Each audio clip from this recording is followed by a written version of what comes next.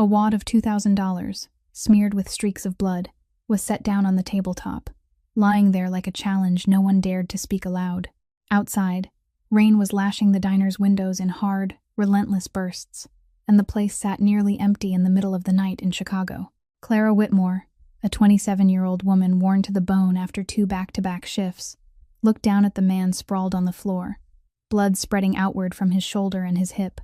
He reeked of gunpowder and cold rain, and his steel-gray eyes were slowly clouding over as he bled. For anyone else, this would have been the moment to call the police, or to run. But something in that gaze made Clara stop. Not a threat, but the deep loneliness of a wounded animal betrayed by its own kind. She rushed to him without thinking, using half-learned nursing knowledge, whatever makeshift first aid she could scrape together, and hands roughened by work, to drag a stranger back from the edge of death. Clara had no idea that the man fading beneath her touch was Damian Blackwood, the most powerful mafia boss in the Midwest and East Coast, the man who'd just been betrayed by his own younger brother and by his right-hand man, shot down inside his own stronghold. When the bleeding was finally controlled, Damian came to. He reached into his coat pocket, pulled out that wad of $2,000, and placed it on the table in front of Clara. Money for your trouble. To Clara, $2,000 meant 3 months of medicine for Rosie, her 7-year-old little sister who was waiting for a $200,000 heart surgery. It meant rent. It meant the chance to breathe for a moment in a life that never stopped tightening around her throat. The whole room seemed to hold its breath as Clara lifted the cash, then gently set it back down in front of him. "I can't take it," she said softly. "I didn't save you for money, and I don't take money for doing what should have been done." That sentence hit Damian harder than the 2 bullets still throbbing inside him. For 36 years, his life had been ringed by betrayal. From his brother Julian seizing his throne. From Tony Moretti, the loyal lieutenant of 15 years who'd now turned a gun on him. From Rachel, the lover who'd run the moment he fell. In Damian's world, everything had a price. Loyalty had a price. Love had a price. A human life had a price. But this night shift diner girl, the one scraping by coin to coin, the one carrying an entire world on her shoulders, had just proven to him that there were things money couldn't buy. In that shabby diner, drenched in blood and stripped of every ounce of power, Damian Blackwood found something his underground empire had never given him: dignity offered without demand. And in that moment, with those $2,000 refused between them, the fate of an entire criminal empire quietly shifted, forever. If you want to know how this story ends, please hit like to support the channel. Share this video with anyone who needs to believe in something good. And don't forget to subscribe and turn on notifications so you don't miss the next story that reaches straight into the heart. As the black car disappeared into the curtain of rain, Clara stood motionless in the empty diner, staring down at her hands, still stained with the blood of a stranger. Those hands had trembled, those hands had grown rough. Those hands had endured far too much over the past 5 years. And in the hush of that late-night stillness, memory surged in like a tide that couldn't be held back. 5 years earlier, Clara Whitmore was 22, a third-year nursing student at the University of Illinois. She had glossy brown hair, green eyes that always carried a glint of hope, and a wide-open future waiting just ahead. Her grades were at the top of her class. Her supervising professor said she had golden hands, a kind heart, and had been born to heal. Clara's parents were proud of her. They were an ordinary middle-class family in the suburbs of Chicago. Her father worked as an electrician. Her mother was an elementary school teacher. They weren't wealthy, but their home was full of love. Rosie, her little sister, was 2 at the time, a chubby, smiling child, spoiled by everyone like a tiny princess. That night was the night Clara finished her final exams. Her parents drove 2 hours to pick her up and bring her home to celebrate. In the car, her mother held Clara's hand and said she'd cooked the braised ribs Clara loved most. Her father glanced at his daughter in the rearview mirror, smiling with pride. Clara sat in the back seat, talking about her plans after graduation. She wanted to work at a children's hospital. She wanted to care for sick kids. She wanted to bring hope to families who were drowning in despair. Her mother laughed and said her daughter always thought of others first. Her father said that was what he was proudest of in Clara. They didn't know that would be their last conversation. The intersection at Lincoln Avenue. The light was green. Her father eased the car forward. An 18-wheeler came screaming in from the left, running the red light at 90 miles an hour. The driver was drunk and didn't brake in time. The impact was horrific, tearing the night wide open, metal grinding into metal, shattering glass, blood, darkness. When Clara woke up, she was on an emergency gurney, her left shoulder ripped open, her shirt soaked through with blood. She called for her parents. No one answered. The doctor looked at her with eyes full of pity and shook his head. Her parents died at the scene. They never got to say goodbye. The funeral was held in the rain. Clara stood beside two coffins, her shoulder wrapped in bandages, her eyes hollow. 2-year-old Rosie didn't understand what had happened, and she kept asking over and over, "Where is Mom? Where is Dad?" Clara didn't know how to answer. She only held her little sister tight and let her tears fall into the child's hair. Their grandmother stood beside them, old and trembling. A week after the funeral, their grandmother suffered a stroke right there in the kitchen. The doctor said her heart couldn't withstand the shock of losing her daughter. Clara lost the last family member she had left to lean on. At 22, she was standing alone in this world with a 2-year-old in her arms, and not a cent to her name. 2 months later, disaster struck again. Rosie was diagnosed with a congenital heart condition. The doctor said the child's heart valve was leaking, and she needed surgery before she turned 8, or her heart would fail. The cost was $200,000. Clara stared at the diagnosis sheet, then looked down at Rosie asleep in her crib. The 2-year-old breathed steadily, unaware that her tiny heart was carrying a ticking time bomb. That night, Clara made a decision that changed her entire life. She dropped out of school. She packed up her books, left the dorm, and gave up her dream of becoming a nurse. She called Ryan, her boyfriend of 4 years, told him everything, and asked him for help.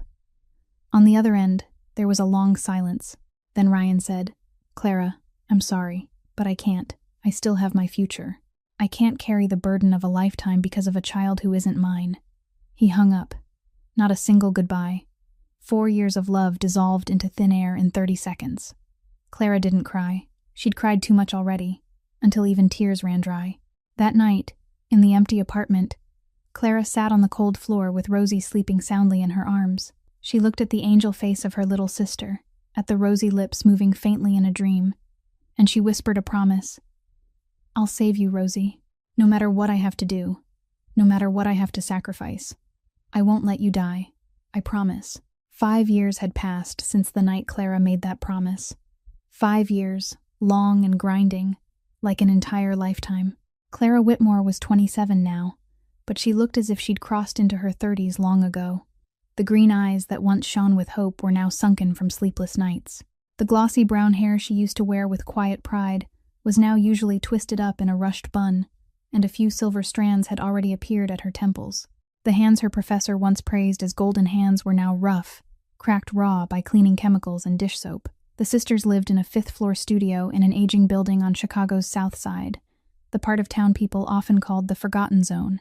The ceiling leaked whenever the rain came hard, and Clara had to set a bucket in the corner to catch the water. The heater had been broken since last winter. The landlord promised to fix it and never did. Chicago winters cut to the bone, and Clara had to hold Rosie as they slept so her little sister wouldn't freeze. Roaches skittered through the kitchen, and sometimes a mouse slipped through a gap in the wall. But the apartment was always spotless, clean down to every last corner. Clara spent every Sunday morning scrubbing and disinfecting, making sure Rosie's living space held no germs that could harm her fragile heart. Clara's work schedule was a wheel that never stopped turning. 4:30 in the morning, she woke up. 5 o'clock, she left the apartment while Rosie was still asleep. 6 o'clock, she began her cleaning shift in an office building downtown. She mopped floors, scrubbed toilets, emptied trash, vacuumed from the 1st floor to the 15th. 2 in the afternoon, she finished, rushed to pick Rosie up from school, then dropped her with a neighbor.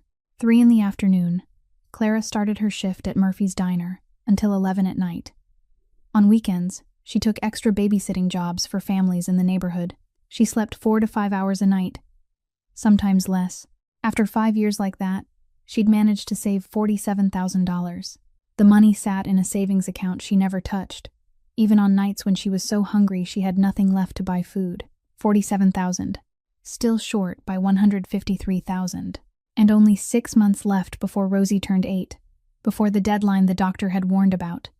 Rosie was 7 now, a little girl with glossy blonde hair and green eyes just like her sisters, but she was thin, pale, her skin washed of color. She wasn't allowed to run and play like other kids. No climbing, no tag, nothing that would make her heart pound too fast. When she watched her classmates laughing and chasing one another across the schoolyard, Rosie would sit off to the side, quietly staring with an endless sadness in her eyes. She never complained. She only asked Clara, "Sister, when will I be healthy enough to run like them?" Clara never knew what to say. She only held Rosie close and hid her tears. Rosie had one favorite thing: drawing. She drew with cheap colored pencils Clara bought at the $1 store. And she always drew the same subject, the two of them in a small house with a garden full of bright flowers. In the pictures, they were both smiling. In the pictures, Rosie was running across green grass. Clara taped those drawings all over their miserable little apartment, as if they could turn her sister's dream into something real. Old Murphy owned Murphy's Diner, a 68-year-old Irishman with snow-white hair and kind green eyes. He was the only one who'd given Clara a chance 5 years earlier, when she came looking for work with swollen eyes from crying. No experience, no references, nothing but desperation and a little sister who needed saving. He didn't ask much. He just studied Clara for a long moment, then said, "You start tomorrow." From that day on, he treated Clara like a daughter. He fed her for free after every shift, slipped extra cash into her pay envelope, and never complained when she had to beg off at the last minute because Rosie was sick. The night before she met Damien, Clara sat alone in the diner's kitchen after closing. She counted her tips, $23. She took out her phone, looked at a photo of Rosie smiling, then opened her banking app. 47,000. Still short 153,000. 6 months left. Clara started doing the math. At her current pace of saving, about $800 a month, she'd still need many more years to reach the total. Rosie didn't have 25 years. Rosie had 6 months. The numbers danced in front of Clara's eyes like a death sentence. She slumped over the table and sobbed. The sound of her crying filled the empty kitchen, and no one heard it. She cried from helplessness. She cried from exhaustion. She cried because even after giving everything she had, it still wasn't enough. But then Clara lifted her head. She wiped her face with her apron, drew in a deep breath, and walked back out to the counter. Because the diner was still open. Because there were still customers to serve. Because even if the world was falling apart, Clara still had to smile and keep moving forward. For Rosie. Always for Rosie. And that night, the diner door flew open in the storm, and a man covered in blood collapsed right in front of her. While Clara Whitmore was fighting to survive on Chicago's South Side, not far away, a completely different world existed in parallel. A world of darkness, power, blood, and money. The world of the Blackwood family. 40 years earlier, the name Blackwood was nothing more than an Irish immigrant street kid with empty hands and a fire of hunger burning in his belly. Marcus Blackwood Sr. came to Chicago at 17, without a cent, without family, without a future. But he had what many didn't, a cold ruthlessness and a blade-sharp intelligence. Marcus started by collecting debts for small gangs, then moved into protection rackets, then gambling, then loan sharking, step by step, climbing upward on the blood of enemies and the bones of anyone who dared stand in his way. By the time he was 40, Marcus Blackwood had become a boss no one dared speak of by name, controlling nearly all underground operations along the East Coast from Chicago to New York. Yet no matter how ruthless he was, Marcus had principles he wouldn't bend. He didn't touch women and children. He didn't deal drugs. He told his men, "We're monsters, but we're monsters with rules. Drugs destroy the community, and the community is where we make our money. Women and children are forbidden territory, because that's the last line between us and beasts. Anyone who broke those rules was never found again, not even their body." Catherine was Marcus's wife, a beautiful Italian woman with midnight black hair and warm brown eyes. She was the only light in Marcus's dark life, the only person who could make the blood-cold kingpin smile. They had 2 sons, Damien, the eldest, and Julian, 3 years younger. Damien grew up under the crushing weight of his father's expectations. From childhood, he was taught about power, about survival, about ruling through fear. But his mother Catherine taught him different things. She told him fairy tales, taught him to read, taught him that true strength didn't live in a fist. It lived in the heart. When Damien was 10, Catherine was diagnosed with terminal stage breast cancer. 6 months later, She died in the hospital, her hand clenched tight around her firstborn's. Her last words to Damien, her voice thin and weak, were, "Be a good man, Damien. No matter how dark this world gets, keep a piece of light in your heart. Promise me." 10-year-old Damien promised. But the life that followed didn't give him the chance to keep that promise. After Catherine died, Marcus became someone else. He froze solid, unable to smile anymore, unable to love. He poured all his time into the empire, and poured all his expectations into Damien. He taught his eldest everything: how to shoot, how to negotiate, how to make others afraid, how to kill without leaving a trace. Julian, the second son, was left behind in his brother's shadow. He was 3 years younger than Damien, but it was as if no one could even see he existed. Their father spoke only to Damien. Their father trained only Damien. Their father praised only Damien. Julian tried with everything he had to be recognized, but the more he tried, the more he failed. When Damien was 16 and Julian was 13, disaster struck. A rival gang kidnapped Damien to extort Marcus. They held Damien in an abandoned warehouse, beating him for 2 days while they waited for ransom.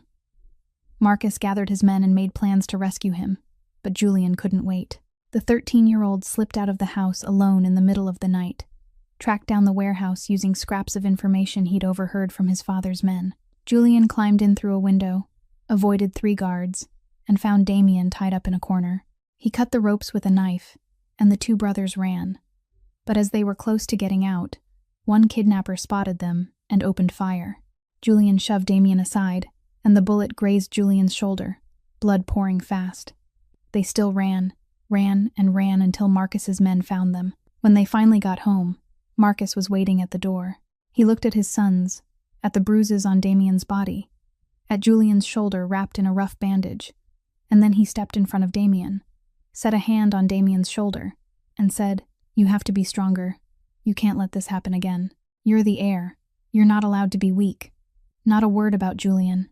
Not a word of praise for the courage of the 13-year-old who'd risked his life to save his brother. Not a glance of concern for the wound still bleeding through the cloth on his shoulder. Julian stood there in the hallway's shadows, watching his father and his brother talk as if he didn't exist. His shoulder was still bleeding.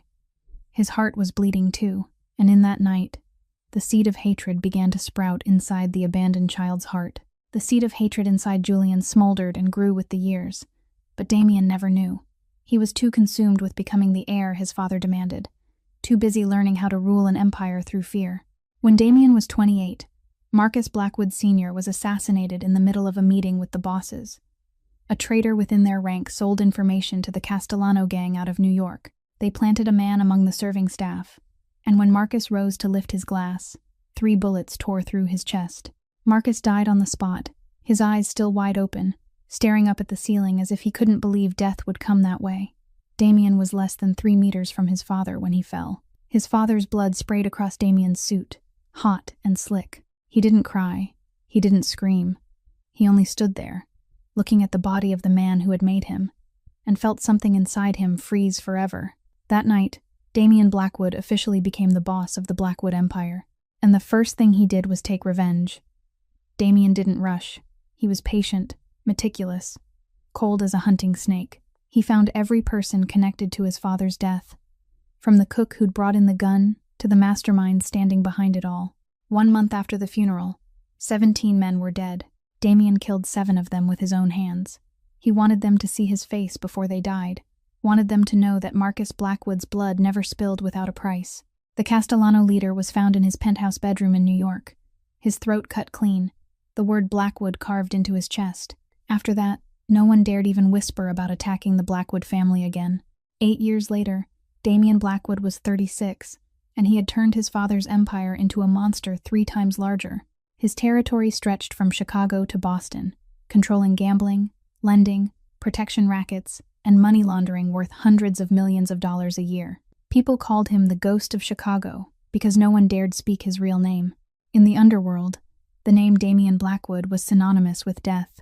But no matter how ruthless he was, Damien still kept the principles his father had laid down. He didn't touch women and children. He didn't deal drugs.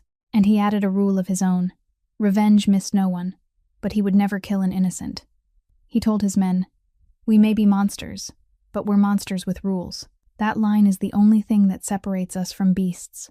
During his 8 years of rule, Damien had one woman at his side, Rachel Sinclair, a famous supermodel with glossy blonde hair and impossibly long legs. They were together for 3 years, appearing at lavish parties and on luxury yachts. Rachel said she loved him. Rachel said she would always stay. But a year ago, when Damien was wounded in a purge and spent 2 weeks in the hospital, Rachel never showed up once. Not a single call, not a single message. A week after Damien was discharged, she sent a short text. "I'm sorry. I can't live in fear for the rest of my life. I hope you understand." Damien understood. He understood that in his world, love was only a mirage. Everyone had a price, and when the price grew too high, they left. At Damien's side now, there were only 2 people he could trust. Tony Moretti, 45, had followed Damien for 15 years, since Damien was still a 20-year-old kid. Tony had been Marcus's right hand, and when Marcus died, he transferred his loyalty to the firstborn son. Damien saw Tony as a second father, the only one who could advise him without getting killed. Big Sam, 40, nearly 2 meters tall with a bear-like build, was Damien's personal bodyguard. Sam came from the South Side slums, once a homeless drunk until Damien found him in a dark alley 10 years ago. Damien gave Sam a chance, gave him a reason to live, and Sam repaid him with absolute loyalty. He would die for Damien without a second thought.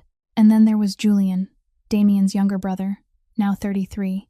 Julian still worked within the Blackwood Empire, running the gambling operation in the Southern District. He always smiled at Damien, always spoke with respect, always acted perfectly loyal. But behind those brown eyes he'd inherited from their mother, the fire of hatred had been burning low for 20 years. Julian hadn't forgotten that night. He hadn't forgotten the bullet wound in his shoulder. He hadn't forgotten the way his father's gaze passed straight through him as if he were a ghost. And Julian was waiting, patiently waiting for the chance to take back everything that should have been his. Julian's waiting finally came to an end on a stormy, rain-lashed night in November. The Blackwood family's main base sat inside an old warehouse that had been converted in the industrial zone on the north side of Chicago, a place where even the police didn't dare set foot.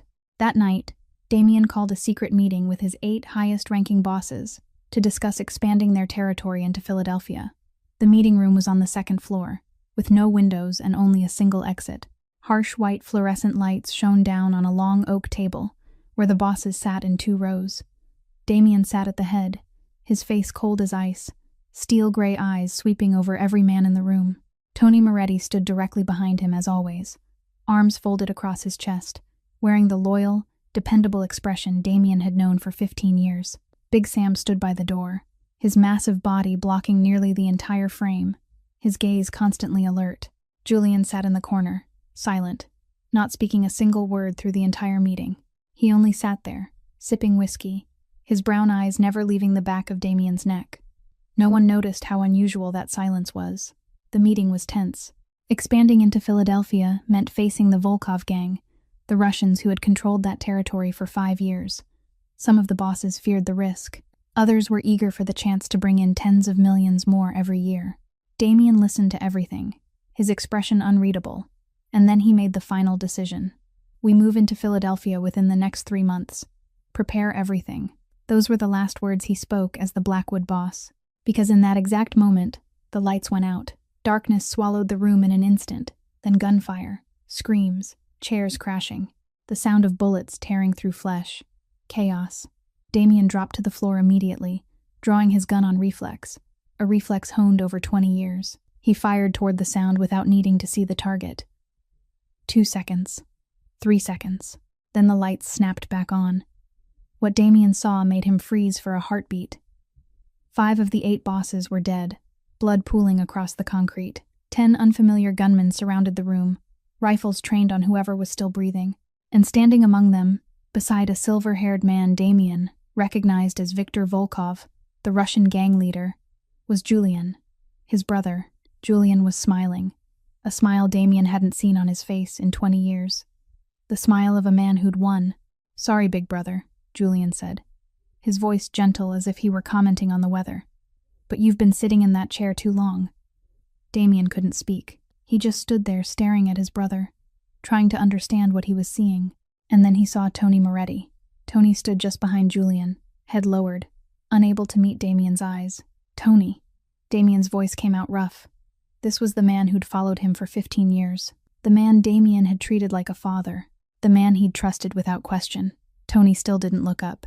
"I'm sorry, Damien. Julian promised me more. 15 years of loyalty. 15 years at his side. Traded for 3 words. More." Damien felt something inside his chest splinter. Not his heart, because he wasn't sure he still had one, but his faith, the last faith he had left in people. Julian stepped forward, drew his gun, and aimed it straight at Damien's head. "Kill him," Viktor Volkov ordered in a thick Russian accent. Julian nodded, his finger settling on the trigger. But before he could pull it, a massive shape exploded from the doorway. Big Sam. The bodyguard charged straight into the hail of bullets, using his own body as a shield for Damien. 3 bullets struck Sam's ballistic vest and shoulder. The impact cracked his ribs and sent blood splattering, but he forced himself to stay upright. But Sam didn't fall. He turned back, looked at Damien with eyes already starting to glaze, and roared, "Run!" Damien raised his gun and fired back. 3 Volkov shooters dropped, but the bullets found him too. One tore through his right shoulder, one lodged in his left hip. Pain. Burning pain. But Damien didn't stop. He lunged for the only window in the room, shattered the glass with gunfire, and jumped. 2nd floor. He crashed onto the metal roof of the warehouse next door, rolled to the ground, his ribs cracking with the impact.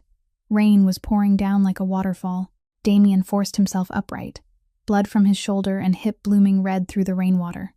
He ran into the night. No direction. His phone had shattered when he went through the window. He couldn't call anyone. He couldn't trust anyone. The blood kept flowing. His strength kept draining away. His vision began to blur. Damien knew he was about to die. And then, through the curtain of rain, he saw a light. A warm yellow light spilling from a small diner, the only place still lit in the dead of night. Survival instinct dragged him toward that light. The black car that took Damien away from the diner that night didn't head for a hospital. It tore through the rain, through dark streets, out of Chicago, and toward a wooden cabin hidden deep in the forest almost 50 miles from the city. A secret safe house that only Big Sam and Damien knew about, prepared for the worst-case scenario. And tonight was the worst-case scenario. An underground doctor was already waiting. An old silver-haired man who had once been a military surgeon before his license was stripped because of alcoholism. Damien had pulled him off the streets 10 years earlier, and the man repaid the debt by patching up wounds no hospital was allowed to know about. That night, he worked for 4 straight hours to remove the 2 bullets from Damien's body. The one in the shoulder had passed through muscle without hitting bone. The one in the hip was more dangerous, lodged less than 2 centimeters from the aorta, just a little closer, and Damien would have died right there on the warehouse floor. After the operation, Damien fell into a high fever that lasted 3 days. His body fought infection, blood loss, and the shock of betrayal. He lay on the bed, sweat soaking the sheets, mumbling words no one could understand. In his delirium, Damien saw himself sinking into darkness thick as tar, swallowing him inch by inch. He saw Julian's face, smiling with mockery. He saw Tony Moretti turning away. He saw his father collapsing into a pool of blood. He saw his mother on a hospital bed, whispering, "Be a good man." Then the darkness broke apart, and he saw green eyes, the eyes of the girl in the diner that night, eyes that held no fear, no greed, only resilience and a pure mercy. He heard her voice, clear as a bell in the dark. "I don't take money for doing what should have been done." The sentence played over and over in Damien's head, like a chorus that wouldn't end. In 36 years of life, he'd never heard anyone say something like that. In his world, everything had a price. Loyalty had a price. 15 years at his side traded for the promise of more. Love had a price. 3 years together traded for personal safety. A life had a price. 1 bullet, $100,000, but that girl had refused $2,000. She wanted nothing. She had simply done the right thing. On the 4th day, Damien woke up. Late afternoon sunlight slipped through the curtains and fell across his hollowed face. His body ached as if a truck had run him over, but the fever had broken. He'd survived. Damien blinked, taking in the unfamiliar room, and the first person he saw was Big Sam. The massive bodyguard was sitting in a chair beside the bed, his chest wrapped in thick bandages, his face pale from blood loss, but his eyes still alert. 3 bullets had gone through Sam's chest that night, but he'd lived. He was the one who brought Damien to Clara's diner, by tracking the GPS signal on Damien's watch. The one who lifted Damien into the car when he passed out. The one who'd kept watch by his bed for the past 3 days. "You're awake," Sam said, his voice rough with exhaustion. Damien didn't ask about his own wounds. He didn't ask about Julian or Tony. He didn't ask about the empire collapsing. The first thing he said, weak but clear, was, "That girl. Is she all right?" Big Sam went still. 10 years with Damien. He'd seen his boss kill without flinching. He'd seen him order enemies tortured without a change in his expression. He'd seen him lose his father, lose his lover, without shedding a single tear. But he'd never seen Damien ask after anyone in a voice like that. "She's fine," Sam answered. "She's still going to work like normal." No one knows about that night. Damien closed his eyes and let out a quiet breath of relief. Then he gave an order, his voice still weak, but carrying the authority of a kingpin. "Investigate her. Name, age, family, work, everything. But make sure she never knows." 3 days later, Big Sam brought back the results. Damien sat up in bed, back against the pillows, and read each page of the file in silence. Clara Whitmore, 27. Orphaned 5 years earlier when her parents died in a traffic accident. Her grandmother died a week after that. She dropped out of her 3rd year of nursing school to raise her little sister, Rosie Whitmore, 7, diagnosed with a congenital heart condition. She worked 3 jobs: office cleaner, diner, waitress, and babysitter. She'd never broken the law, hadn't even gotten a parking ticket. She was short $153,000 for the surgery. The deadline was 6 months away. Damien finished, set the file down, and stared out the window. "Anything else?" Big Sam hesitated, then said, "There's something that surprised me. She didn't tell anyone about that night. Not the diner owner she treats like a father. Not anyone. She kept it completely secret." Damien turned to look at Sam. "She could have sold that information for a high price," Sam went on. "A lot of people want to know whether you're alive or dead. Julian has put up a reward of $500,000 for anyone with news of you. With that money, she could save her sister and still have plenty left over. But she didn't." Silence.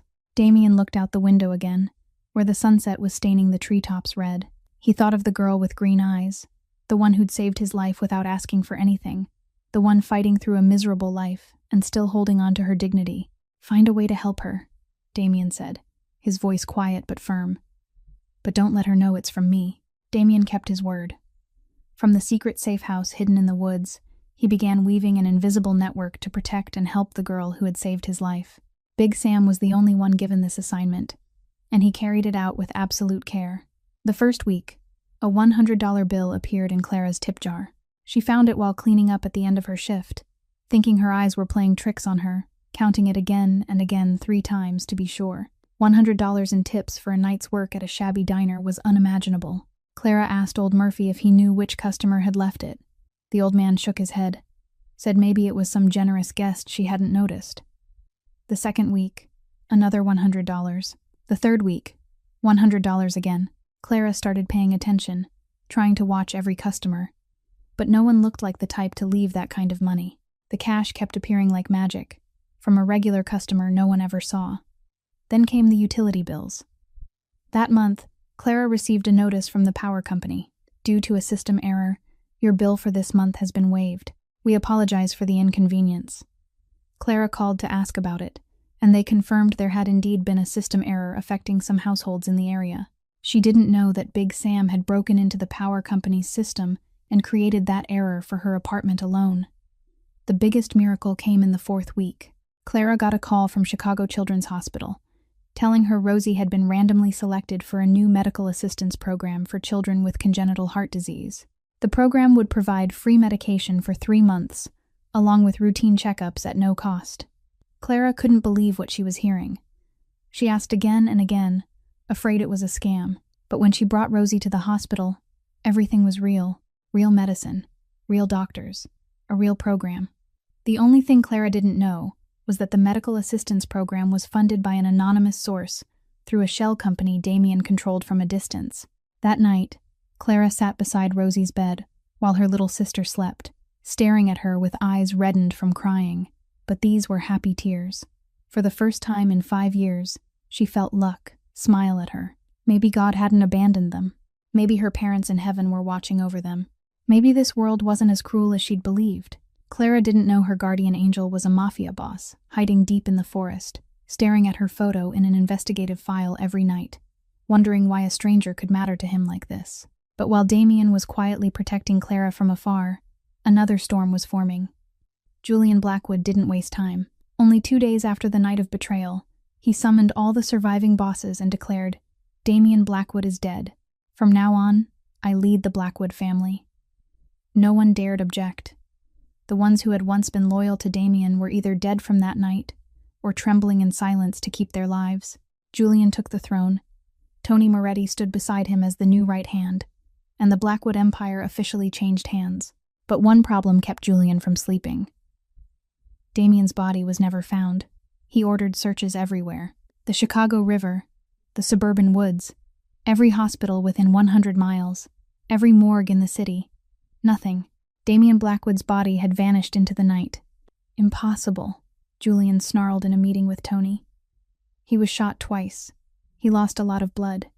He jumped from the 2nd floor in a storm. He has to be dead. Tony Moretti stayed silent, unwilling to say that fear was growing inside him too. He knew Damien. He knew how hard the man was to kill. 15 years beside Damien, Tony had watched him survive situations that would have killed anyone else. Doubt began to gnaw at Julian. "He could still be alive," Julian said, his voice shaking with rage and fear at once. "If he's alive, he'll come back, and he'll kill all of us." Julian gave a new order, his voice cold as ice. "Find anyone who made contact with Damien that night. Security cameras, witnesses, anything. Track his trail. And when you find someone who knows where he is, kill them. No questions. Kill first, ask later." The hunt began. Julian's men fanned out across Chicago, combing through every security camera on every street within a 20-mile radius of the Blackwood base. They searched for Damien's image in that stormy night, searched for any clue that could lead to his hiding place. And it was only a matter of time before they found the camera footage from a convenience store near Murphy's Diner, capturing a blood-soaked man stumbling into the diner that night. Clara Whitmore, without knowing it, was now in an enemy's sights. Julian Blackwood didn't just steal his brother's throne. He was determined to erase every trace of Damien from the Blackwood Empire. In the very first week after taking power, he called a major meeting with all the surviving bosses and declared a new era. The first thing Julian did was sign an official alliance with Viktor Volkov and the Russian gang. The price of that alliance was 30% of East Coast territory, including the entire Philadelphia area Damien had planned to take, along with a significant portion of Boston and New Jersey. These were fertile lands Marcus Blackwood Sr. had shed blood for over 40 years to build. And now Julian handed them to foreigners in a single night. Some bosses couldn't stay silent. 5 of them, men who'd been absolutely loyal to Damien, stood up and openly objected. They said Marcus Blackwood would roll over in his grave if he knew his younger son was selling the empire cheap to the enemy. They said Julian didn't deserve to sit in the chair Damien had held for 8 years. They were dead within 7 days. The first was found hanging in his own garage, staged to look like suicide. The second vanished without a trace, leaving only a pool of blood in a car parked in an airport lot. The remaining 3 were shot to death along with their families in a single night. A clear message to anyone still thinking of resisting. After that, no one dared open their mouth again. But Julian didn't stop at purges. He began dismantling every principle his father and brother had protected for 40 years. The first rule to be erased was no drugs. Julian signed deals with Mexican cartels, turning the Blackwood Empire into one of the largest distribution channels for cocaine and heroin on the East Coast. Profits rose tenfold in the first month. Julian was intoxicated by the numbers, indifferent to how much that deadly white powder was destroying. How many families, how many children, in the very neighborhoods the Blackwoods had once claimed to protect. The second rule was no women and children. Julian issued a new order to the debt collection crews. Use whatever methods are necessary. Wives of debtors began getting beaten to force their husbands to pay. Children were threatened, followed on their way to school, photographed and sent back to their parents with a message: "Pay up, or your child will never come home." The Southside neighborhoods Damien once protected now lived in fear. People no longer dared step outside after dark. Small shops shuttered because they couldn't survive the soaring protection payments. Families with young children tried to move away, even when they had no money. Under Julian, the Blackwood Empire was no longer a criminal organization with rules. It became a nightmare swallowing an entire community. Tony Moretti stood beside Julian in every meeting, nodding at every order, carrying out every task he was given. But strange things began happening that Julian didn't notice. Some of Damien's people who were ordered killed disappeared before the hit squads arrived. A few bosses still loyal to Damien received anonymous warnings and managed to flee Chicago in time. Tony explained these mistakes as information leaks, as targets being too cautious. Julian didn't suspect a thing. He was too busy enjoying his new power, too drunk on finally stepping out of his brother's shadow, to realize his right-hand man might be playing an entirely different game. In that haze of power, Julian ordered protection money raised across all territories. Every store, diner, laundromat under Blackwood control had to pay triple what they'd paid before. No exceptions. Even Murphy's Diner on the south side, the place where Damien had kept the protection fee lowest because he knew this was a poor neighborhood. Under Damien, old Murphy only had to pay $1,000 a month, a number the old man could manage even when his diner was rarely busy.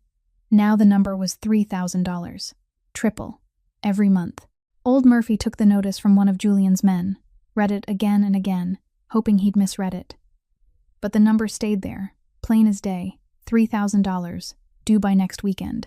He knew he didn't have that kind of money. His diner barely broke even most months. Where would he find $3,000 to pay protection? He thought of Clara, the girl he treated like a daughter. He thought of Rosie, the poor little child with the fragile heart. If the diner closed, Clara would lose her job. If she lost her job, how would she feed her sister? Old Murphy couldn't sleep that night. He didn't know a storm was coming, and his small diner was about to become the center of a war he could never have imagined. Thursday night, Murphy's Diner was quiet the way it usually was, with only 2 regulars sitting in the corner, sipping coffee and eating apple pie, making small talk about the weather and rising gas prices. Old Murphy stood behind the counter, polishing glass tumblers, his aged hands trembling not from cold but from worry. He hadn't slept all week, turning that number over and over in his mind. $3,000, like a death sentence hanging above his head. Clara was in the kitchen cleaning up after cooking, scrubbing pots and pans, her thoughts on Rosie asleep next door at the neighbor's place. She didn't know about the new protection payment. Old Murphy couldn't bear to tell her, didn't want to add another weight to a life already overloaded. The clock had just reached 9 in the evening when the diner door flew open, not with the normal sound of a customer coming in to eat, but with a hard kick that made the bell above it clatter wildly. 3 men walked in, violent in their posture, faces flat and cold. The one in front was tall, a scar running down his left cheek, and the other 2 were thick, shouldered, muscular, their arms covered in dragon and phoenix tattoos. The 2 regulars saw them and quietly placed cash on the table, then slipped out the back door without daring to look over their shoulders. They'd lived on the south side long enough to know you didn't stay when men like that showed up. Old Murphy set the glass down on the counter, trying to keep his voice steady even as his heart hammered. "What do you want?" The scar-faced man stepped up to the counter, looked around the small diner with open contempt, and said, "Murphy, protection money, $3,000, due this weekend." Old Murphy swallowed, fighting to keep his voice from shaking. "You boys, I don't have that much. All these years I've only paid $1,000. Mr. Damien, Damien's dead." The scar-faced man cut him off, his voice cold.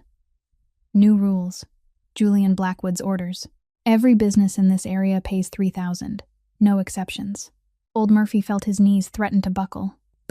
But I don't have it. My place doesn't make that kind of money. Please, tell Mr. Julian. The scar-faced man didn't let him finish. He turned and kicked over the nearest chair. The old wooden chair flew across the room and slammed into the window. Glass exploded with a sharp crash, shards raining down onto the floor like hail. "If you don't have the money," he roared, kicking over another table, "this place burns. You understand?" Old Murphy collapsed to his knees, his old legs unable to hold him up under the weight of terror. He clasped his hands and begged, his voice cracking. "Please, I'm old. This diner is all I have. 50 years I built this. Please have mercy." The scar-faced man looked down at the old man, kneeling at his feet with the same indifference you'd give an insect. Then, without a word, he drove his boot into Murphy's chest. The old man fell backward, his head striking the tiled floor, blood beginning to seep from a gash on his forehead. The crashing and the heavy blows echoed into the kitchen and made Clara stop. She ran out, and what she saw turned her blood to ice. Old Murphy lay on the floor, blood running from his forehead, his face twisted in pain. 3 thugs stood in the middle of the diner like demons, surrounded by toppled chairs, tilted tables, and broken glass. "Stop!" Clara screamed, bursting out of the kitchen. She dropped to her knees beside Murphy, lifted his head off the cold floor, then raised her face and stared straight into the scar-faced man's eyes. "He's old. Don't hit him." The scar-faced man looked Clara up and down, a vicious smile spreading across his mouth. "Well now, a hero. Who are you?" Clara stood, threw her arms out in front of Murphy, even though she knew she was thin and small beside 3 big men. Her green eyes didn't flinch. She stared back with the hard resilience she'd forged over 5 years of fighting life itself. "I work here. Mr. Murphy is like my father, and I won't let you touch him again." The scar-faced man snorted. Then, without warning, he slapped Clara across the face as hard as he could. She went down to the floor, her cheek burning as if it had been branded, her ears ringing for a moment. But Clara didn't stay down. She pushed herself up, swaying as she stood, her cheek already swelling and bruising, and still she moved back in front of old Murphy. The scar-faced man looked slightly surprised, as if he hadn't expected a skinny girl to be that stubborn. Then he laughed, a laugh full of contempt and a hint of respect. "All right, you've got guts. I like people with guts." He stepped in close to Clara until she could smell cigarettes and whiskey on his breath. 1 week. $3,000. If it's not here, this place burns. "And you?" He jabbed a finger at Clara's face. "You burn with it." Then they turned and walked out, leaving the diner in ruins and 2 shaking people amid the wreckage. Clara pulled old Murphy into her arms, feeling his old body trembling like a leaf in a storm. Tears streamed down his cheeks, mixing with the blood from the wound on his forehead. "I'm sorry, Clara. I'm sorry," he whispered. Clara didn't cry. She just held the man who'd given her a chance when no one else would. And in her mind there was only one thought. She had to find $3,000 in 1 week, no matter the cost. That night, Clara couldn't sleep. She lay on the worn-out bed in their miserable studio apartment, staring up at the ceiling where the spreading water stain looked like a map of some nameless land. Beside her, Rosie slept soundly, breathing in a steady rhythm, her angel face unaware that the world outside was collapsing. Clara turned her head to look at her sister, at the rosy lips slightly parted, at the blonde hair spilled across the pillow, and her heart clenched with pain. $3,000 in 1 week. With Clara's current pay, working 3 jobs combined, she made about $500 a week. To get $3,000, she would have to work 6 weeks without eating or sleeping, and she only had 7 days. The number danced in front of her eyes like a death sentence. She thought about old Murphy, the man who'd given her a chance when no one else would. He treated her like a daughter. That little diner was his whole life, 50 years of building it, 50 years of memories. If it burned, Murphy would lose everything. He was old. He didn't have the strength to start over. That kind of pain could kill him. Then Clara thought about Rosie. If something happened to Clara, who would raise her? Who would pay for the surgery? Who would keep the promise to their parents in heaven? Rosie had only Clara in this world. If Clara vanished, Rosie would end up in an orphanage, would slowly fade away with a sick heart no one cared about. The conflict tore Clara's mind apart all night. Save Murphy or protect herself so she could take care of Rosie. Sacrifice or survive. There was no right choice, no path that didn't lead to suffering. The next morning, Clara went to her office, cleaning shift with dark circles under her eyes and a mind in knots. On her way home, she stopped by a utility pole to rest, and her gaze accidentally landed on a flyer taped there. Crimson Lounge, hiring servers. $500 a night. Call now. $500 a night. Clara read the line again and again, not daring to believe what she was seeing. 500 a night. 6 nights was 3,000. Enough to save Murphy's diner. Clara knew Crimson Lounge. Everyone on the south side knew it. It was an upscale downtown nightclub, a place people whispered about as a playground for the rich and for the powerful who moved in the shadows. People talked about the girls who worked there, not so good stories about what they had to endure to earn money like that. Clara knew it was dangerous. She knew $500 a night wasn't pay for simply carrying drinks, but she also knew she didn't have another choice. That afternoon, Clara called the number on the flyer. A woman's cold voice answered and told her to come in for an interview that very night. Crimson Lounge sat inside a sleek glass building in downtown Chicago, a different world from the South Side. Clara stood at the club's entrance, drew a deep breath, and walked in. The manager was a woman in her 40s, wearing a black suit, hair pulled into a tight bun, sharp eyes scanning Clara from head to toe like she was evaluating merchandise. "You know what the job here is, right?" the woman asked, her voice without a trace of emotion. Clara swallowed. I think it's serving drinks. Serving drinks for VIP clients," the woman cut in. "Dress pretty, smile bright, and you don't refuse any request a customer makes. Any request, understand. Unless you want to lose this job immediately." Clara understood. She understood more clearly than ever what was waiting behind the doors of this club. But she thought of Murphy lying at home with a wound on his head. She thought of Rosie asleep, knowing nothing. She thought of the fire that could swallow that small diner and the entire life of the man who'd saved her. "I understand," Clara said, her voice trembling but her gaze steady. "Good.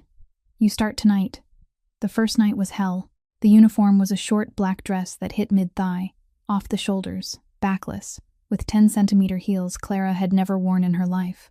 She wobbled through the crowd carrying trays of liquor between men in expensive suits, trying to keep her balance while her feet felt like needles were driving into them. She kept her head down, didn't dare meet anyone's eyes, and did her job like a machine. The second night was worse. A drunk customer pulled Clara down to sit beside him, his hand landing on her thigh. Clara went rigid, wanting to shove him away, but she remembered the manager's warning. Don't refuse. She bit down hard on her lip and let the strange hand touch her, tears threatening, but she swallowed them back. $500. Think of Murphy. Think of Rosie. Endure.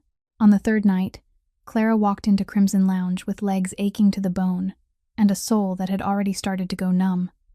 She didn't know that tonight would be the night that changed everything, because in a dark corner of the club, steel gray eyes were watching her without blinking. 3 weeks had passed since the night of betrayal. Damian Blackwood had recovered almost completely, the wounds in his shoulder and hip sealed over, leaving only fresh scars like reminders carved into his skin of the treachery of his brother and the man he'd treated like a foster father. In the safe house hidden in the woods, he began planning his counterstrike. Big Sam quietly reached out to the bosses, still loyal to Damian, the ones who'd been lucky enough to escape Julian's purge, or smart enough to pretend to submit while they waited for the right moment. The result wasn't good. Only 5 were willing to stand with Damian. 5 men against an entire empire backed by the Volkov gang. Damian knew he needed more time, more strength, a flawless plan if he wanted to take back what belonged to him. But time was the one thing he didn't have much of. That afternoon, Big Sam walked into Damian's room, his face tighter than usual. The massive bodyguard had been with Damian long enough to know when to speak and when to keep quiet. But today he couldn't keep quiet. "There's a problem," Sam said, his voice low and heavy. "Clara Whitmore. She's working at Crimson Lounge." Damian had been studying a territory map, and at those words he shot to his feet so fast the chair clattered backward onto the floor. "What?" His voice came out like the snarl of a wounded animal. Crimson Lounge. Damian knew that place too well. It was one of the most lucrative nightclubs in the Blackwood Empire, where the elite and the powerful came to spend money and satisfy darker hungers. Julian had taken control of the club after he seized power, turning it into his personal den, and now Clara was there. "Why?" Damian asked, his voice shaking as he fought to hold his fury in check. Big Sam explained. Julian had tripled protection payments across the territory, including Murphy's diner. $3,000 in 1 week, or the diner would be burned. Clara needed money to save the diner, to save the man she treated like a father, and she'd gone to Crimson Lounge, the place that paid $500 a night to girls willing to endure anything. Damian's fist clenched so hard his nails cut into his palm until blood welled up. The girl who'd saved his life, the girl who'd refused $2,000 because she didn't take money for doing what should have been done, was now being forced to sell her dignity in Julian's wolf den. And it was all because of Julian, because of his cruelty, because of the empire Damian should have been protecting. "Get the car ready," Damian said, his voice cold as ice. Big Sam hesitated. "What are you going to do?" Crimson Lounge is Julian's den. If anyone recognizes you, get the car ready. Damien repeated it, allowing no argument. That night, Damien disguised himself carefully.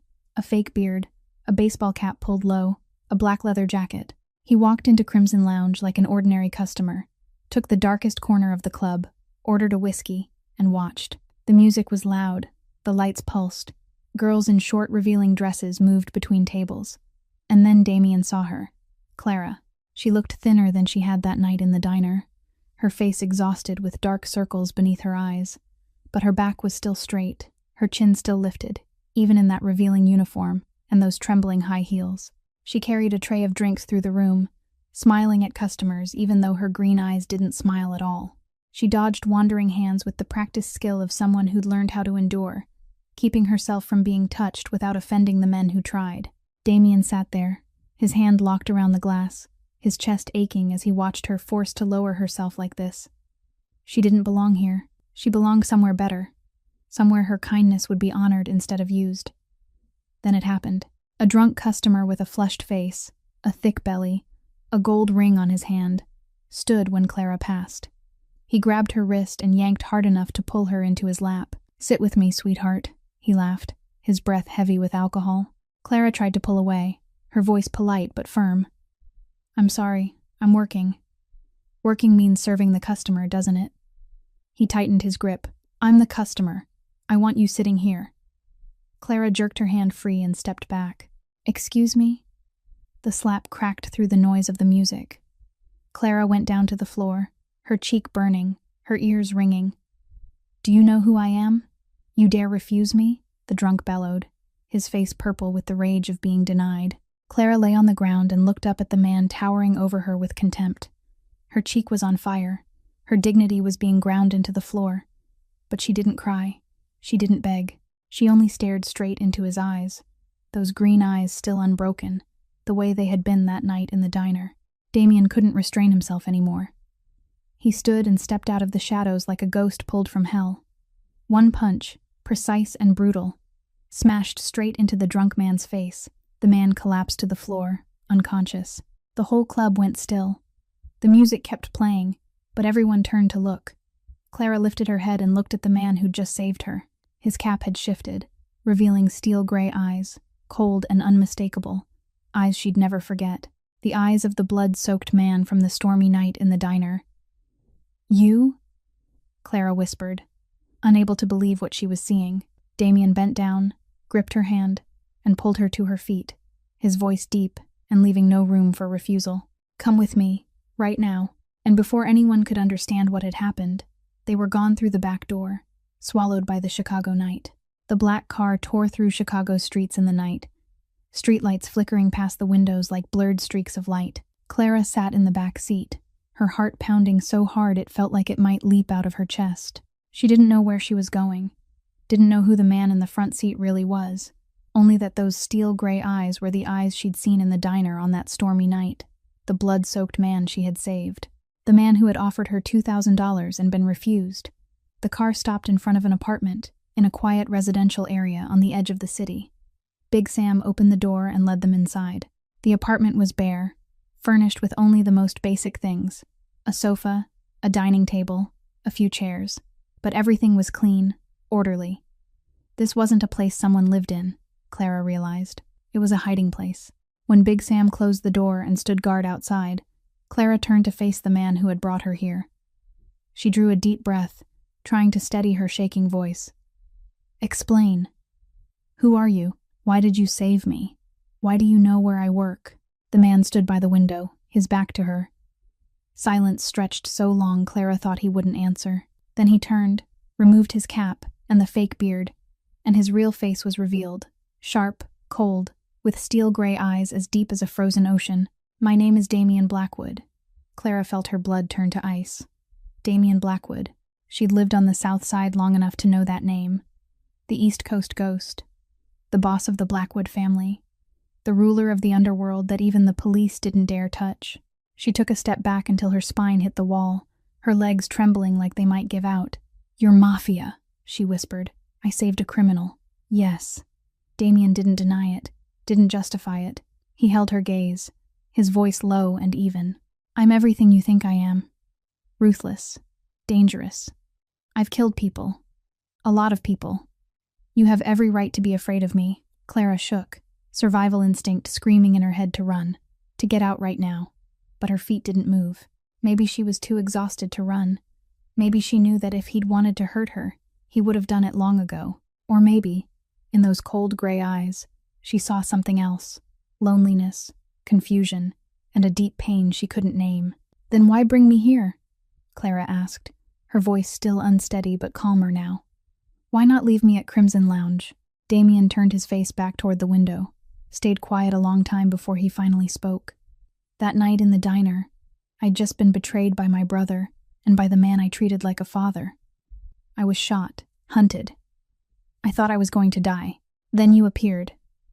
You saved my life without knowing who I was. And when I offered you money, you refused. He turned back to Clara, his eyes searching her face as if he were hunting an answer to a question that had haunted him for 3 weeks. I had people watch you. I know about Rosie, about your sister's heart condition, about the misery you're living through. I wanted to understand. Why did you save me? Why did you refuse the money? In my world, no one does that. Not a single person. Clara looked at the man standing in front of her. The most powerful mafia boss in the Midwest and East Coast, the one who made the entire underworld tremble, was looking at her now with the eyes of a lost child who couldn't understand how someone could be kind without asking for something in return. And in that moment, Clara didn't feel afraid anymore.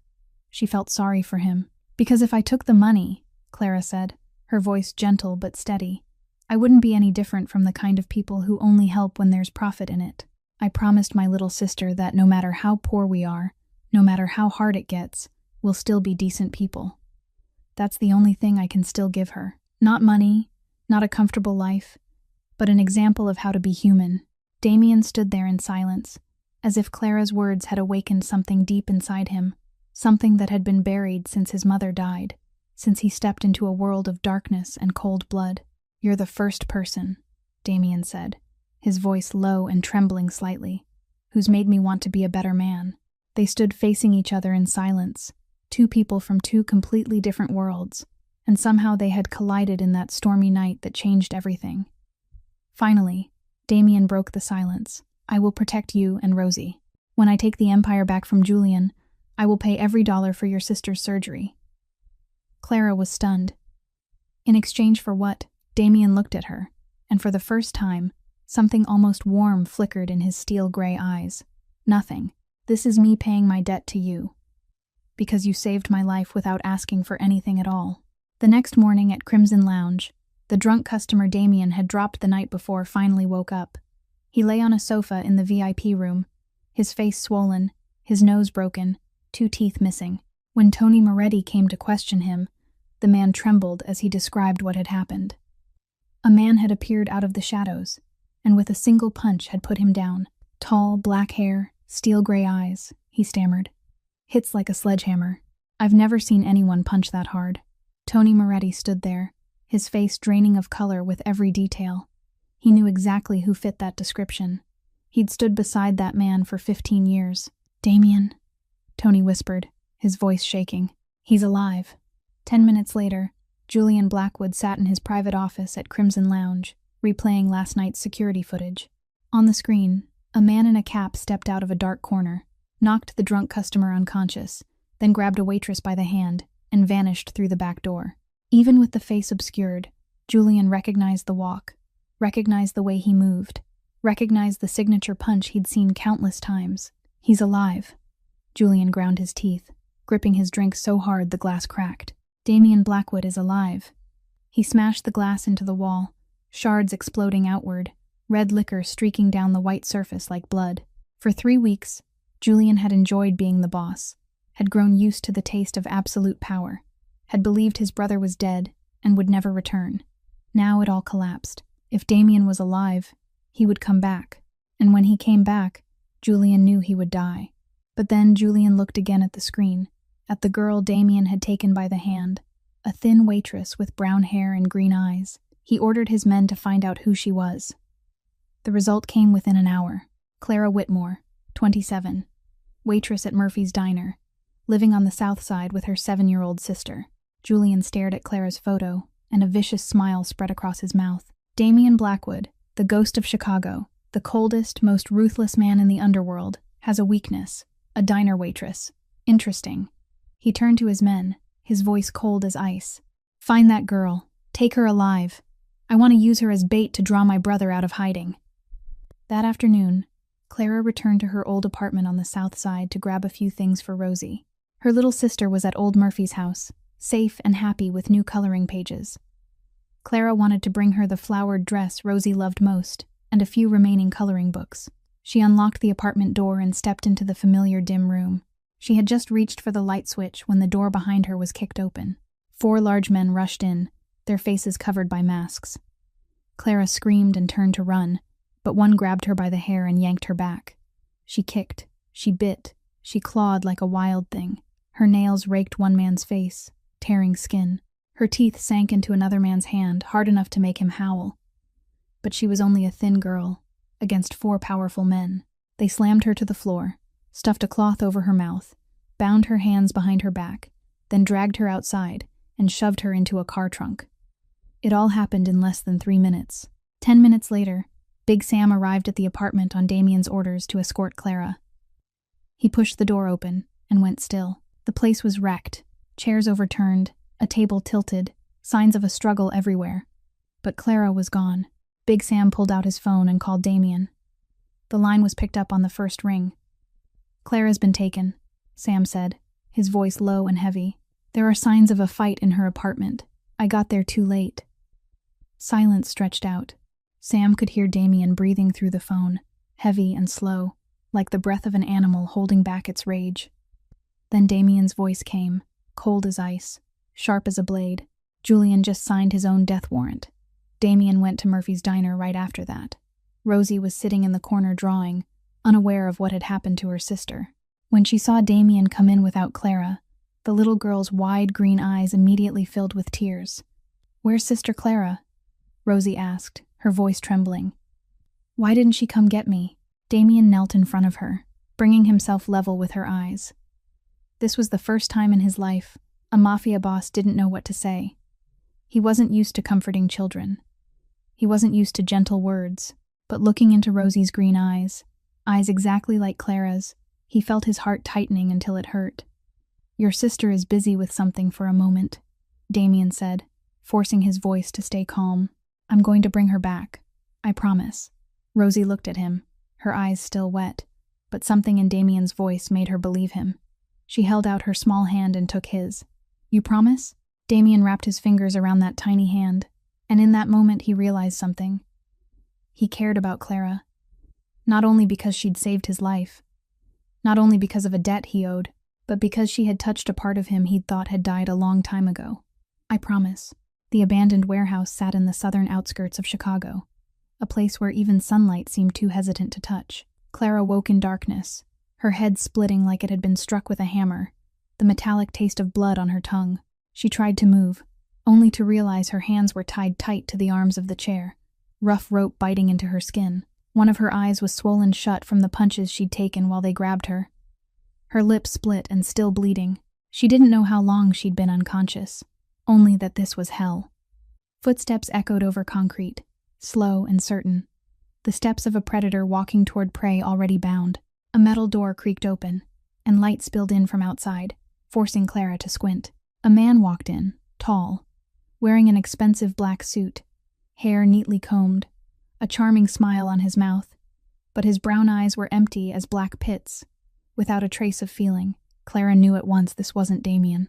This one was younger, smoother, yet there was something in his gaze even more terrifying than Damian's coldness, madness hidden beneath polished manners. "So you're Clara Whitmore."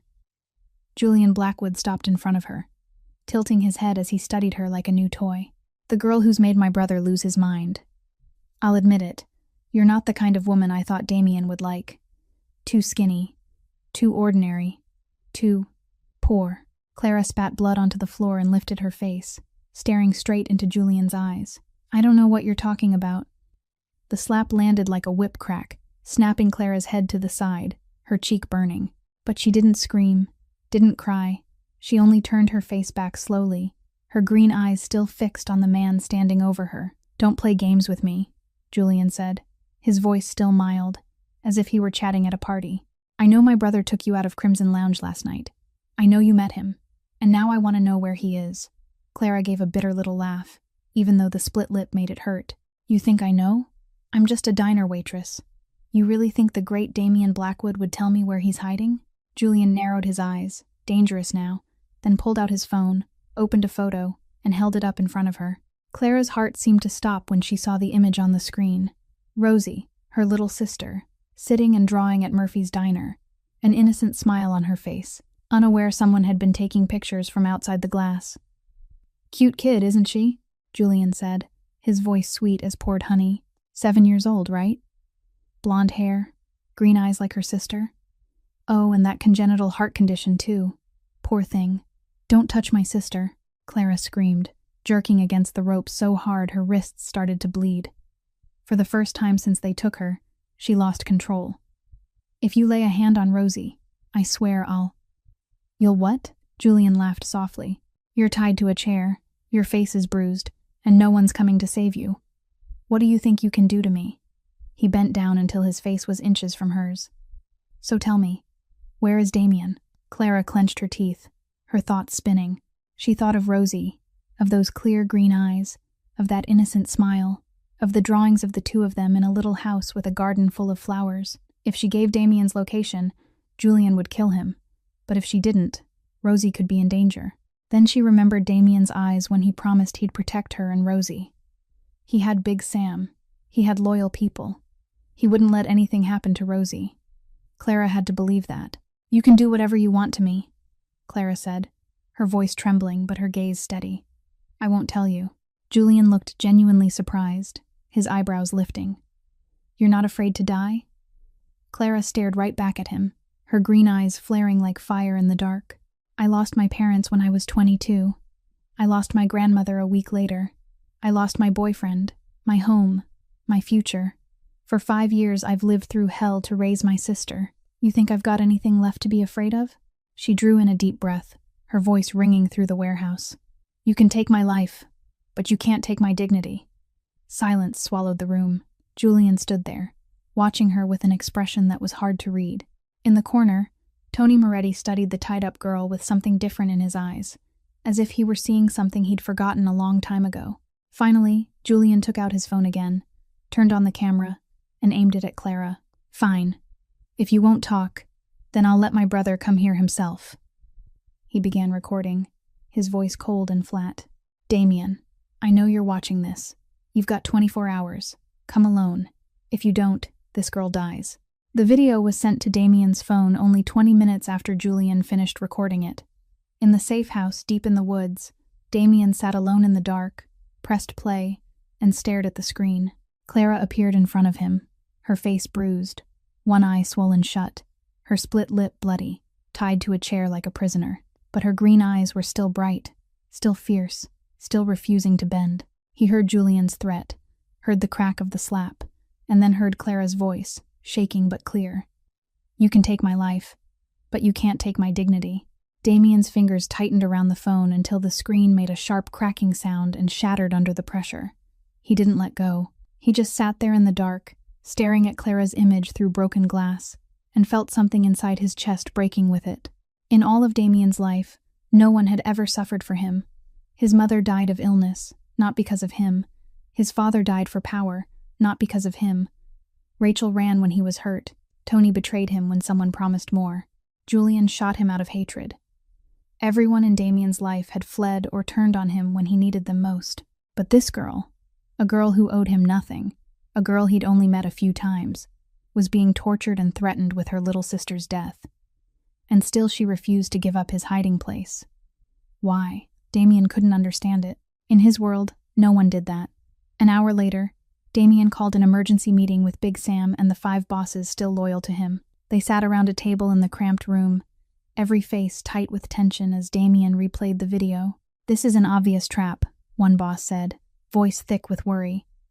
Julian wants to lure you out of hiding. He'll set an ambush. If you go, you die. We need more time, another said. We don't have enough forces. If you die, it's over. Damien stood, silent, looking at each of them. Then he spoke, his voice low and final. "I'm going." The room erupted in protest, but Damien lifted a hand and they fell quiet. "She's the only reason I still believe there's anything in this world worth something. She saved my life and asked for nothing. She's being tortured because of me, and she still won't talk. If I let her die, I don't deserve to live. I don't deserve to sit in the chair my father left me." Silence settled over the room. No one dared speak again. Big Sam rose, his voice deep. "Then we need a plan." The plan was drawn up over the next 2 hours. Damien would go to the warehouse alone, just as Julian demanded, and draw the enemy's attention. Big Sam would lead the strike team in from the back, waiting for a signal to breach.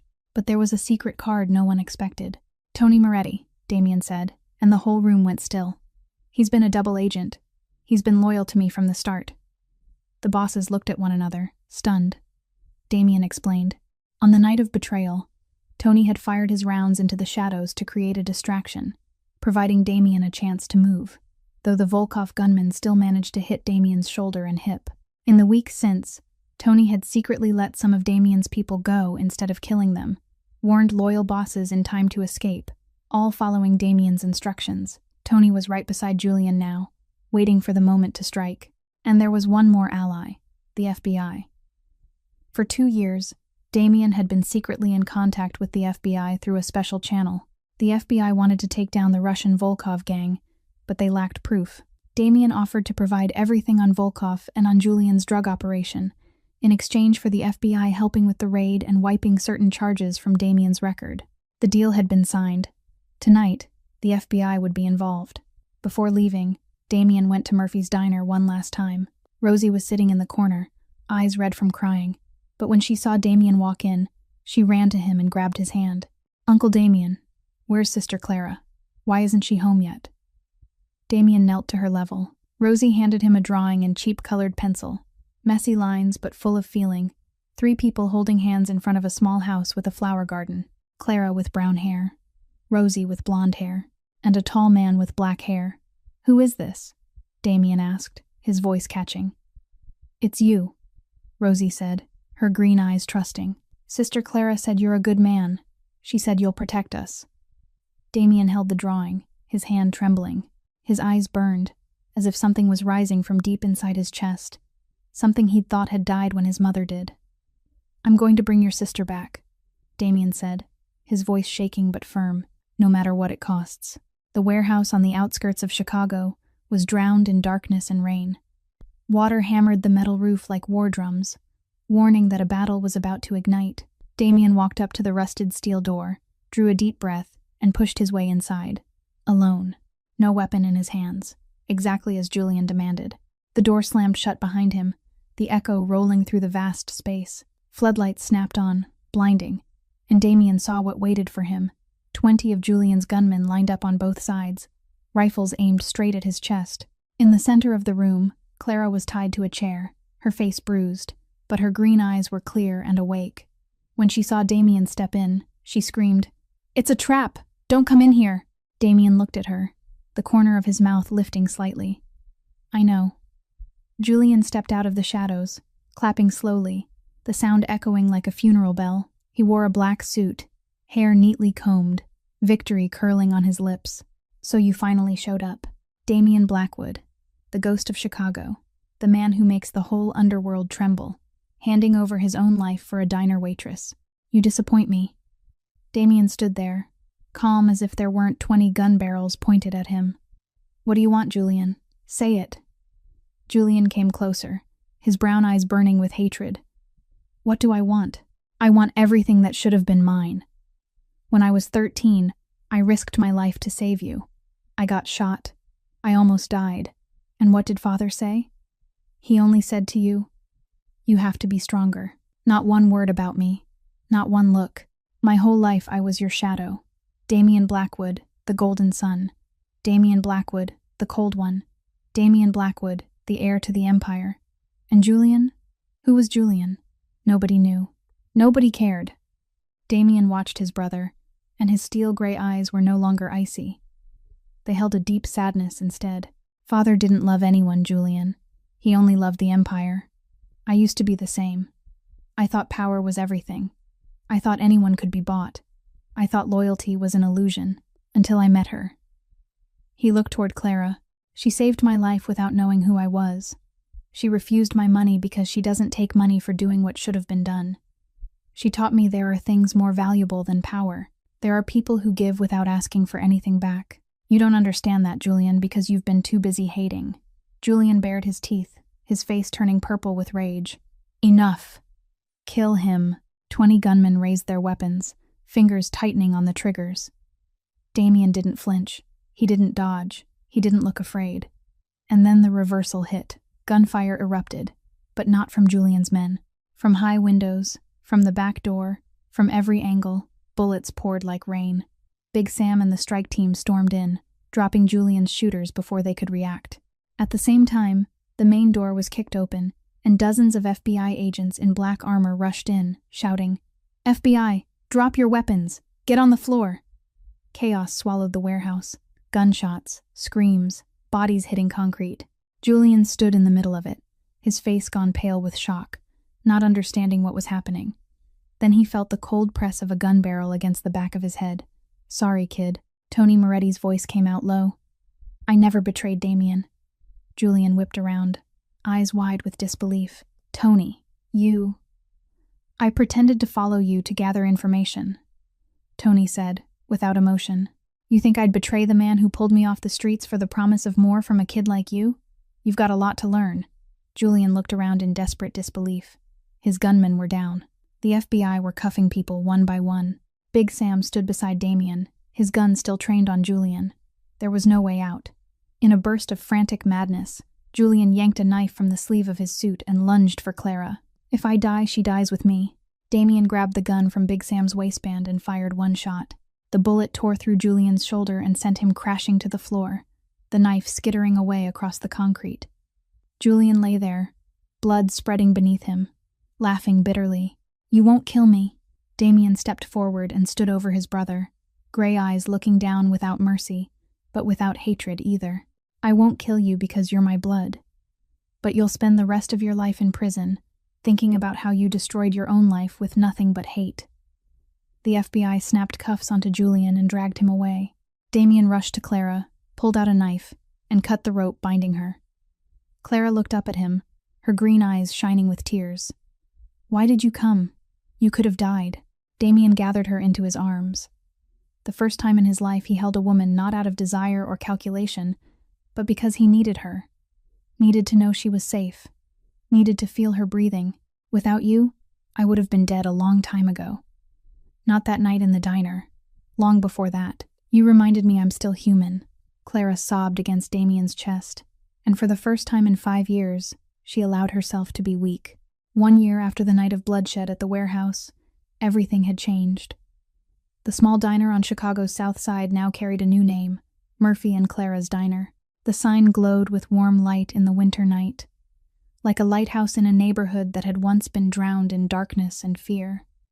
The Blackwood Empire no longer existed in the old way.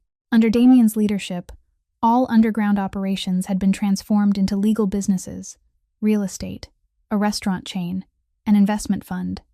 Neighborhoods that once lived in fear were peaceful again.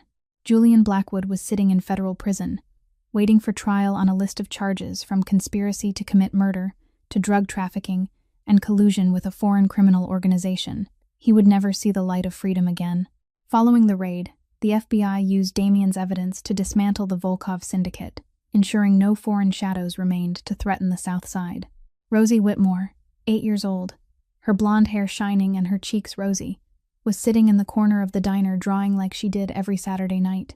Her heart surgery had been a complete success 6 months earlier, performed by the best medical team in Chicago.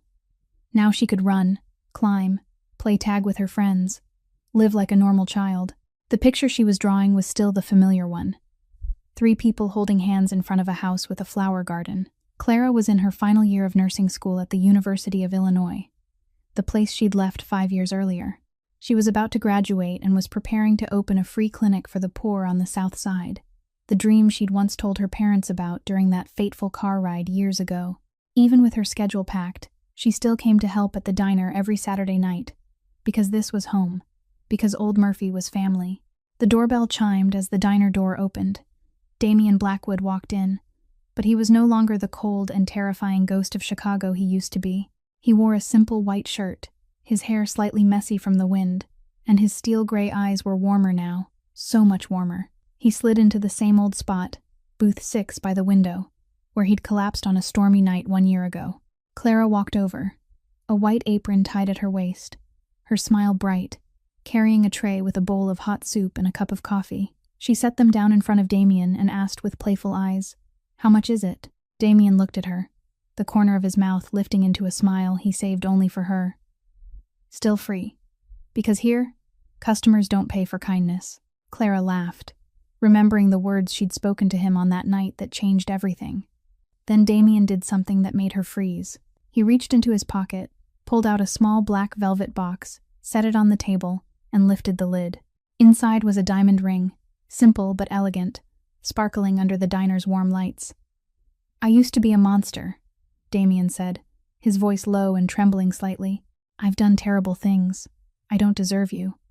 But you taught me people can change. That there are things more valuable than power. That kindness doesn't need a reason." He looked straight into Clara's green eyes. "Will you keep teaching me? For the rest of my life?" Clara stood there, tears spilling over, her hand covering her mouth as emotion rushed through her. She smiled through the tears. "Are you proposing to a diner waitress?" Damian stood, took her hand, and his voice turned firm. "No. I'm proposing to the woman who saved my soul." Rosie ran over from the corner, her bright green eyes shining with excitement. "Sister Clara, did you say yes?" "Say yes." Clara looked around, at her healthy little sister bouncing beside her, at old Murphy crying in the kitchen, wiping his tears with an old apron, at Damian waiting with eyes full of hope and fear. She remembered the stormy night years ago, when she pulled a stranger out of a pool of blood without knowing who she was saving. She remembered the $2,000 she'd refused, the words, "I don't take money for doing what should have been done." She never knew that small act would rewrite the fate of an entire underworld empire, would give her sister a chance at life, would lead her to the love of her life. "Yes," Clara said, her voice breaking with joy. "Yes." This story teaches us a precious lesson. Kindness given without calculation sometimes comes back in ways we could never imagine. You don't have to be rich to give. You don't need power to change someone's life. You only need to be a decent person, at the right time, in the right place, in the right way. The stranger you help today might be the one who changes your life tomorrow. If this story touched your heart, please hit the subscribe button and turn on notifications so you don't miss our emotional videos every day. Please hit like and share this video with the people you love. We want to hear from you. How did this story make you feel? Have you ever met or witnessed unexpected acts of kindness in your life? Share your thoughts in the comments below. We can't wait to read the stories from deep in your hearts. Thank you for watching all the way to the end. We wish everyone watching this video good health, a joyful life, and a peaceful spirit every day. Goodbye, and see you again in the next video.